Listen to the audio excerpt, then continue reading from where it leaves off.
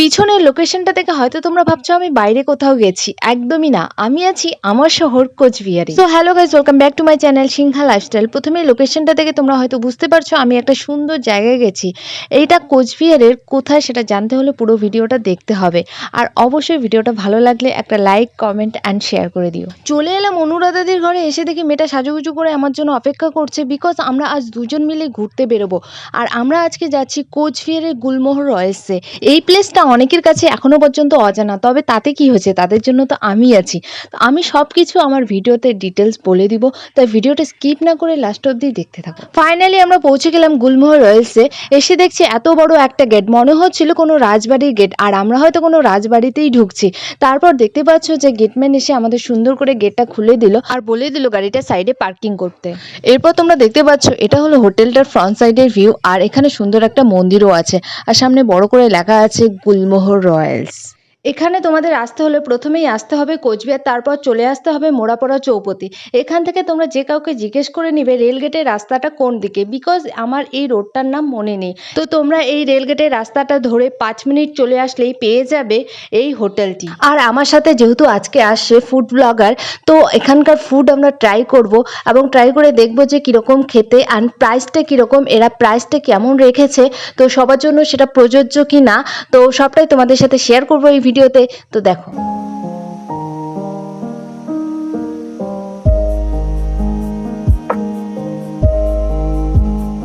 এত বিল্ডিং এর মাঝে বুঝতে পারছিলাম না রেস্টুরেন্ট কোনটা, তবে কাছে গিয়ে জিজ্ঞেস করার পর বুঝতে পারলাম। আর দেখতে পাচ্ছ যারা গেটে দাঁড়িয়ে আছে সবাই প্রণাম করে সম্বোধন করছে। তবে পার্সোনালি আমার দেখতে খুব খারাপ লাগে, বিকজ ছোট বড় সবাইকে হাত জোড় করে প্রণাম করতে হয় তাদের। তবে কি করা যাবে, এটা তাদের কাজ আর করতেই হবে নির্দেশ মতো।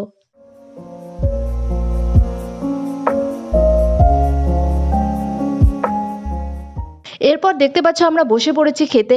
প্রথমে আমাদের না করে দিয়েছিল যে ভিডিও করা যাবে না। আমরা তো গেছিলাম ভিডিও করতে, যেহেতু সাথে আমার ছিল ফুড ব্লগার, সেক্ষেত্রে তো ভিডিও করতেই হবে।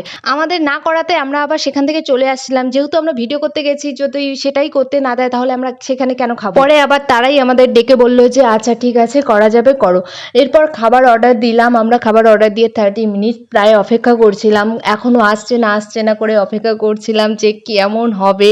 পুরো এক্সাইটেড ছিলাম, যেহেতু ভিআইপি ব্যাপার বুঝতেই পারছো। প্রথমে তো ভিডিও করতে দিল না, তারপরে আবার ডেকে বললো যে আচ্ছা ঠিক আছে করো।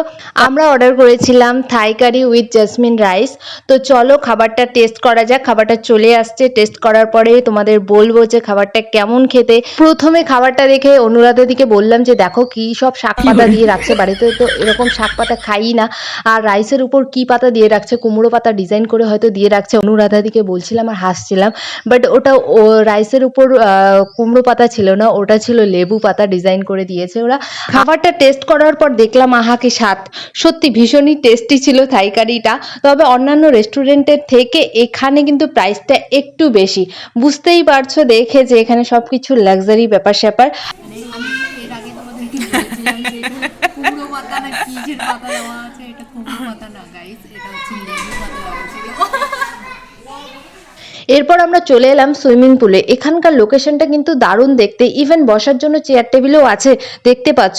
সাথে এখানে বাচ্চাদের জন্য খেলার জিনিস আছে, আর আমি যেখানেই দোলনা দেখি সেখানেই বসে পড়ি, কারণ দোলনা আমার ভীষণ প্রিয় গাইস। আর দূর থেকে ওয়াচম্যান আমাকে দেখে বলছে এটা তোমাদের জন্য নয়, এটা বাচ্চাদের জন্য। আমি বলতেছিলাম মনে মনে আমি কনসা হাতির মতন শরীর নিয়ে বসছি, আমি তো বাচ্চার মতনই দেখতে।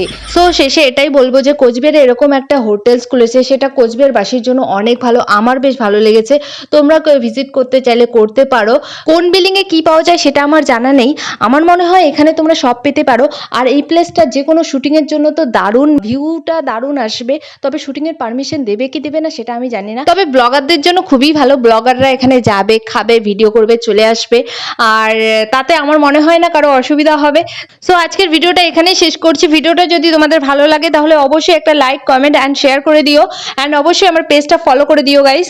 Thank you so much, tata, দেখাবে নেক্সট ব্লগে খুব তাড়াতাড়ি, বাই।